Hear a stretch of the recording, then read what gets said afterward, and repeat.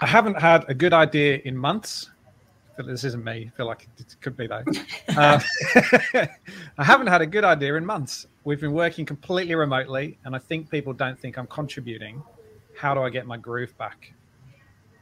I think this is similar to what we were saying before in terms of working out where you are your best self and how you get your best, energy, and try and create. Yes, we've all been working remotely, so is that the main factor? And if so, what can we put in place to change that, or to spark creativity? I mean, look, I'm not the creative one in the room. Let's be honest, but this is, it's about making the environment conducive to where you do your best thinking and where you do your best work. And I think sometimes in isolation, we become very insular, and it's hard to see the bigger picture. And I think talking to people about that helps, and digging deep about how you can benefit from that on an individual level helps as well.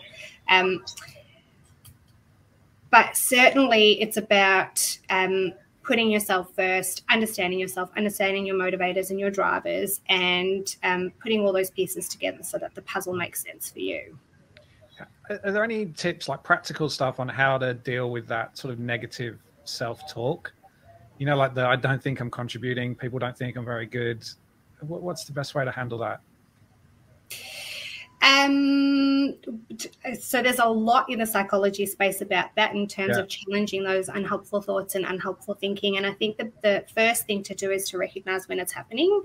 I think we're in a world right now, certainly the people that I've been speaking with lately, we're in a world right now where everything is autopilot. So, I mean, I hate to admit this, but I stopped at a green light the other day because I was in such autopilot. And I think whilst that was very unsafe, I think what I learned, the alternative is well, true, only slightly.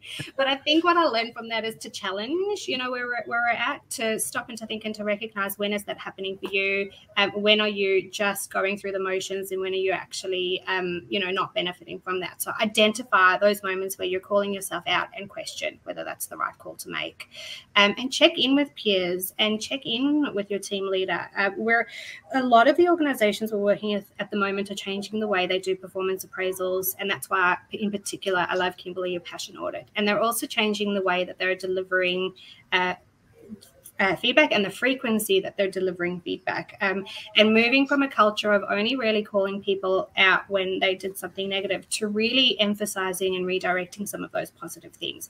But I recognize that only a few organizations are doing it. So I think what I would do is I would invite individuals to start to, taking it upon themselves to question themselves, to allow themselves to give positive feedback to themselves, or to at least ask for positive feedback.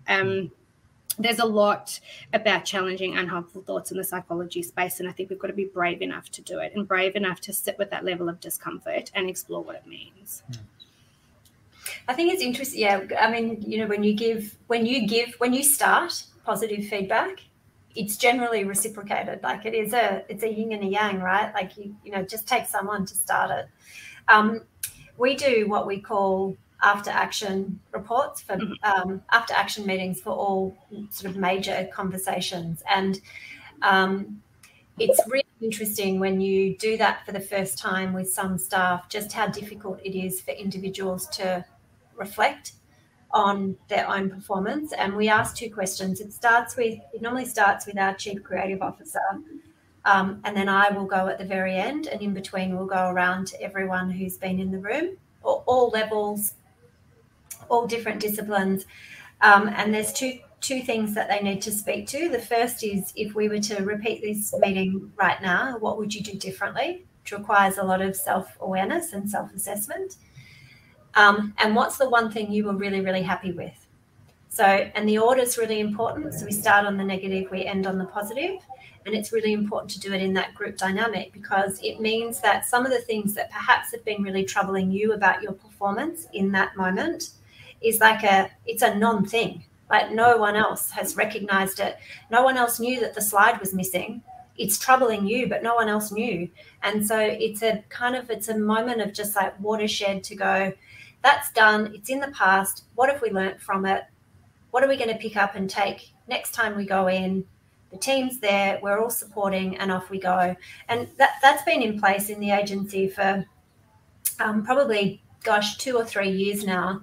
And, you know, some of the conversations are really confronting. Like we have literally had one of our senior leaders sit in one of those sessions and say, I really struggled with this meeting. I felt like I was an imposter the whole way through. I'm just not feeling myself at the moment.